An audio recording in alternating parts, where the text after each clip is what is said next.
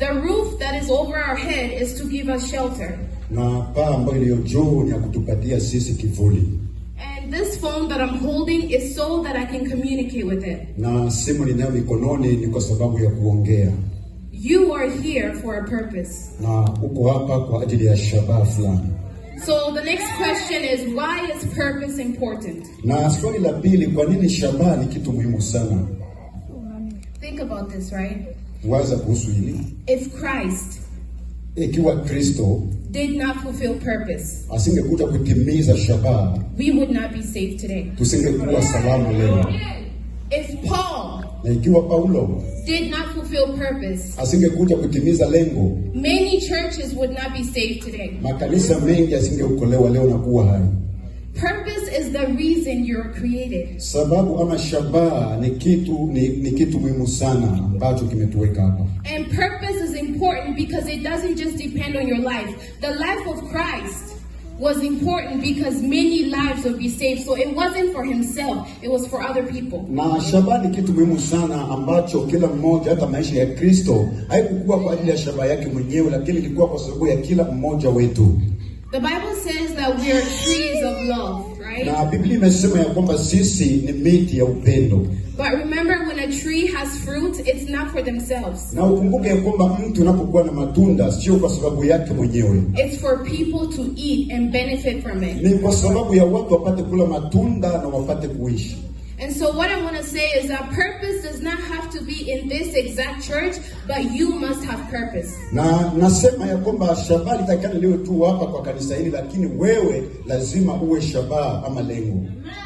So what is your purpose? Shabaha yako ni nini? Colossians 1:16. Wakolosai 1:16 It says all things inasema ya kwamba mambo yote were made through him yametengenezwa kwa sababu yake and for him. na kupitia yeye.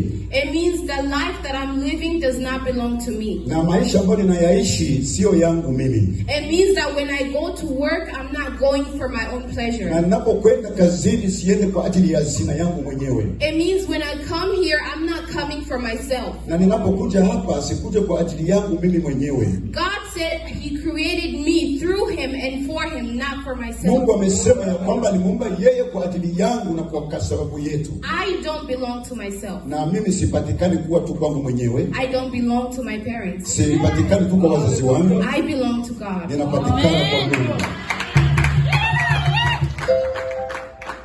We're going to read Ephesians 4:11-12. Tutasoma Waefeso sura ya 4 na mstari wa 11.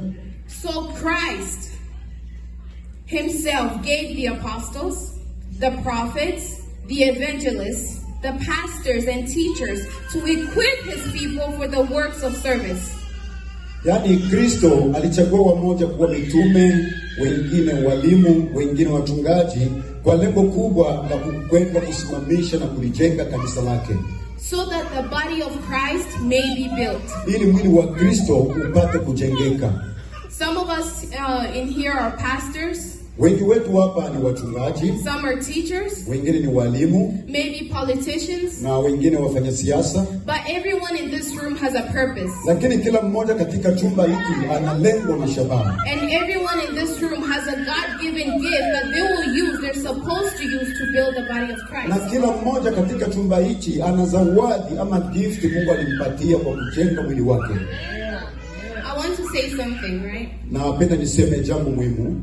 There is nothing in God that has no purpose. Hakuna kitu ndani ya Mungu ambacho hakina shabaha ama lengo. The Bible said he chose us in himself before the creation of the world. Biblia inasema ya kwamba ametuchagua sisi kabla misingi ama kabla afanye uumbaji. Before you were here, you were in God. Na kabla hujakuja hapa ulikuwa umejulikana kwa Mungu. And when you were in God, God had a purpose for your life. Na ulipokuwa ukingali katika Mungu, Mungu alikuwa na shabaha kubwa katika maisha yako. God does not put you in a place that is perfect. Mungu hakukuweka nafasi ambayo iko sahihi. God puts you in a place that needs your purpose. Mungu amekuweka nafasi ambayo inahitaji shabaha yako na lengo lako. If Saul never became sick, David would have no business being near him. Kwa hiyo Sauli asingekuwa mgonjwa, Daudi asingekuwa na biashara ya kumponya. So You're here because you're needed in this church. Huku hapa kwa sababu unahitajika kanisani. You have a gift that everyone in this room needs. Uko na zawadi ambayo Mungu amekupatia ili kila mmoja aliye hapa apate kuichukua. Let's talk about cells. Tuongee kuhusu ubinafsi ama umoja. So cells make up our bodies, right? Kuna mishipa tuseme cells, yani zile zinaunganisha mwili. If you look right here, this is a tissue, but it's made up of cells. Unapoangalia hapa kuna ngozi na ndani yake kuna vitu ambavyo vinaunganisha hiyo mishipa. Yes. They're white blood cells. Na kuna ile mishipa ambayo inapeleka damu. And they're red blood cells. Na kuna ile inapeleka damu nyekundu. White blood cells. Na ile hali nyeupe inayopeleka damu pia. They fight infections. Wanapiganisha yale magonjwa ama zile hali za virusi vya kuleta magonjwa mwilini. And so if your body gets a virus, they're always there. I'm going to protect you. They're protectors. Na magonjwa hayo. And red blood cells carry oxygen around the whole body so that you don't die. Na zile seli nyekundu zinakwenda kuprotect ili ya kwamba usipate damu usikose mwilini na usipate ile shida ya ugonjwa. And maybe you're the white blood cell of this church. Your job is to pray for this church. Whenever there's an attack on the church, your job is to pray on your knees. Ya labda wewe ni ile seli nyeupe, kazi yako ni kuombea kanisa ili kanisa linaweza kusonga. And maybe you're the red blood cell. Your job is to carry oxygen, carry Christ around everybody. Ya labda wewe ni ile seli ambayo iko nyekundu, kazi yako ni kuleta oxygen ama hewa kuingiza katika kanisa. But something interesting happens because all these cells are both good for the body, right? Kitu muhimu ambacho kinatokea kwamba seli zote hizi mbili zote zina umuhimu katika mwili. But what happens when these cells multiply and don't do their work, do you know? Ni kitu gani kinatokea ikiwa hizo seli zinaongezeka na zifanye kazi zao? Unajua kile kinatokea? Alenga? You get sick, yes. Unakuwa You get mgonjwa, sick. ndio. Do you know the exact sickness? Unajua ugonjwa gani unakuja kupitia? Cancer. Ni ugonjwa wa kansa. You become cancer. Unakuwa na ugonjwa wa kansa.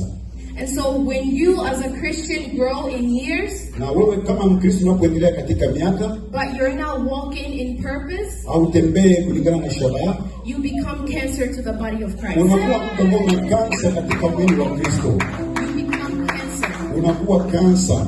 Something that should be killed. Kitu ambacho kinatakikana kiponywe. You become death to the Unakuwa body of Christ. mtu ambaye amekufa kwa mwili wa Kristo. I'm going to call someone to come up here. Unapata kumwita mtu mmoja apate kuja hapa mbele. Amen. Amen. So, can everyone see this? Kila mmoja anaweza kutazama hapa? Can everyone see him? Kila mmoja anaweza kumuona pale? You see that he has a mouth, right? Unamuona pale hapo na kinywa? You see that he has eyes. Hapo na macho? He has hands. Na hapo na mikono? He has feet. Na hapo na miguu?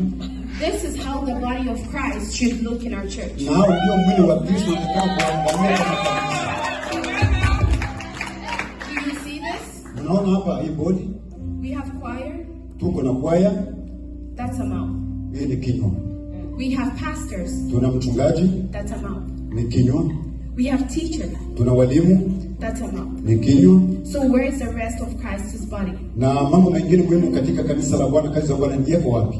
Where is Christ's legs in this church? Miguu ya kanisa ya Kristo ni wapi? Where is his hands in this church? Mikono ya kanisa bali iko mahali gani? Where is his head? Na kichwa iko wapi? This is the Christ that we're preaching out there. Hii ndio Kristo tunamtangaza pale nje. This is the Christ we're supposed to be preaching. Na hivi ndio Kristo tunataka tumtangaze vile alivyo pale. But this is what we have because you have a gift that you don't want to use. Na hivi ndivyo tuko navyo kwa sababu ninyi mko na vipawa na mpende kuvitumia. God said he himself gave you a gift. Na amesema ya kwamba ni yeye mwenyewe aliwapatia vipawa hivyo. So what are you doing with the gift that you have? Unafanya nini kwa kipawa umepewa kanisani? Are you too old? Uko mzee sana? If you say that you're too old, okay, so what if God decides to take you out of this world because you're too old? Na kama unasema ya kwamba ni mzee sawa, sasa Mungu akisema kutoe kama mzee itakuaje? Judges in America serve until they die. Mahakimu ama wale ambao wanahusika na makesi kule kotini wanatumika mpaka wakufe. Christ served until he died. Yesu Kristo alifanya kazi mpaka vile alikufa. So whose example are you following? Na ni wewe unafuata nani? This is the Christ that we have in this church. Hii ndio Kristo ambaye tunaye katika kanisa letu. We are here to build his body. Tuko hapa kujenga mwili wa Kristo. We only have a mouth. Tuko tuna kinywa pekee yake.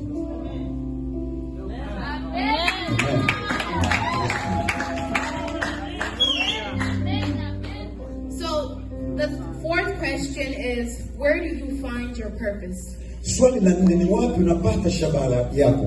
Who can answer? Ni nani atajibu swali? Dr. Yes? Yesu Kristo. Okay, that's a great answer. Sawa, ni jibu mzuri. That's actually one of them. Na moja ya jibu la. But I want the first answer. Lakini napenda jibu la kwanza. Who has it? Ni nani anajibu hilo? It's his presence. Ni uwepo wake. The presence of God. Uwepo wa Bwana Mungu. We're going to read from Matthew 16, verse 16 to 18. Tutasoma Mathayo 16 mstari 16 hadi 18. Christ was asking his disciples, he asked them, who do people say that I am? Kristo alikuwa anauliza wanafunzi wake na kuwauliza ya kwamba watu wanasema ya kwamba mimi ni nani? This is what happened. Kuwauliza ya kwamba watu wanasema ya kwamba mimi ni nani? This is what happened. Hivi ndivyo ilitokea. Simon Peter answered, Simoni Petro akajibu, you are the Messiah, wewe ni Mesia, the Son of the living God. mwana wa Mungu aliye hai. And Jesus replied, Na Yesu Kristo akajibu, blessed are you, Simon, habarikiwe ni wewe Simoni, son of Jonah, mwana wa Yona, for this was not revealed to you by flesh and blood, kwa sababu haya hayakufunuliwa kwako kwa damu na maji, but by my Father in lakini heaven. kupitia Baba yangu wa mbinguni. And I tell you that you are Peter. Na nimekwambia kwamba wewe ni Petro. Peter is rock. Petro ni jiwe. And on this rock, Na juu ya jiwe hili I will build my church. nitalijenga kanisa langu. And the gates of hate will not overcome it. Na wala milango ya kuzimu haitalishinda. Peter was in the presence of God. Petro alikuwa mbele ya uwepo wa Bwana. Jesus was in the presence of God. Yesu Kristo alikuwa mbele ya uwepo wa Bwana. Adam was in the presence of God. Adamu alikuwa mbele ya uwepo wa Bwana. We learned from Genesis that God created Eden and then he put Adam in Eden. Na tunakumbuka katika Mwanzo, tunapojifunza Mwanzo ya kwamba Mungu aliumba Adamu na Hawa na akaweka katika bustani. And we've learned that Eden was not a physical location. Eden was an atmosphere, anga. Na tunakuta ya kwamba Edeni sio mahali tu ungeenda na upate, lakini ilikuwa tu kitu ambacho tuko katika anga. Eden is the presence of God. Na ni uwepo wa Bwana hiyo Edeni. And so when God made Eden, he put man in his presence. Na wakati Mungu alipoumba ile bustani ya Edeni, aliweka mtu mwanadamu apate kukaa katika ile bustani. And so the first thing that a man was given by God is not a woman, it's his presence. Na kitu cha kwanza Mungu alifanya kwa Adamu kumpatia, hakumpatia mke, lakini alimpatia uwepo wa Bwana. Before a job, he gave you himself. Na baada ya kazi alimpatia utukufu wake. Mbele ya kazi. Before a job, Ya mbele ya kazi he gave you himself. alimpatia mwenyewe Mungu. And so the first thing that you need to find your purpose is the presence of God. Na kitu cha kwanza ambacho unatakana kukifanya katika shabaha yako ni kujua uwepo wa Bwana. Peter, the disciple of Christ, do you know where he was?